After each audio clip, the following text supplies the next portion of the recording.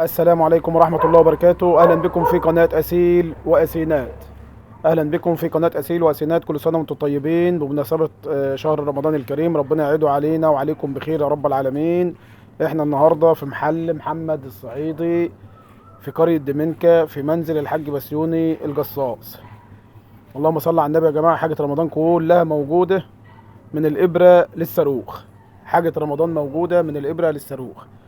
في طبعا التين اهوت والبلح والمشمشية والقراصية والفستق والبندق واللوز وجوزة الهند، واسعار خاصة جدا جدا جدا. صاحب المحل بيقول لك ترقب كل ما هو جديد من ياميش وزيت وسمنة وسكر وصوبيا وتمر هندي وخروب وسمنة وجميع كل ما يلزم الشهر الكريم من حلويات والحاجات اللي بتخص الناس كلها. كل سنة وانتم طيبين اعزائي المشاهدين، كل سنة وانتم طيبين. طبعا احنا بنعرض لكم المحل اهوت يا جماعة. المحل على جسر النيل في قرية دمنكة، محل الصعيدي سوبر ماركت محمد الصعيدي في منزل الحاج بسيوني الجصاص. اللهم صل على النبي. عروض يا جماعة ومحل بسم الله ما شاء الله عليه، وترقب كل ما هو جديد. وفي حاجات كمان نازلة جديدة عند محمد الصعيدي، عند عم محمد الصعيدي. اللهم صل على النبي. طبعا ده المحل يا جماعة اهوت،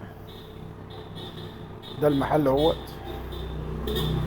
حاج محمد ازاي الحال يا كبير؟ كل سنة وانت طيب. كل سنة وانت طيب يا كبير.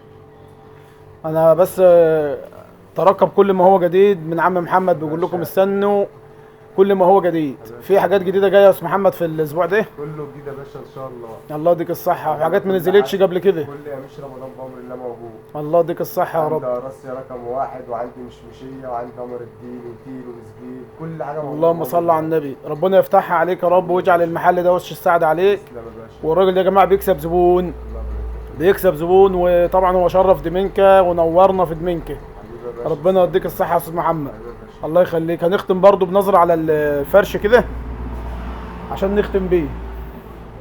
حبيبي حبيبي اللهم صل على النبي. يا جماعه هو عامل فرش لرمضان بره المحل،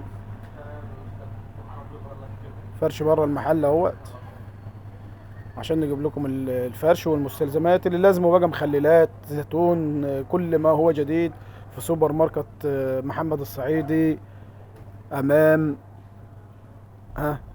منزل الحاج بسيوني الجصاص.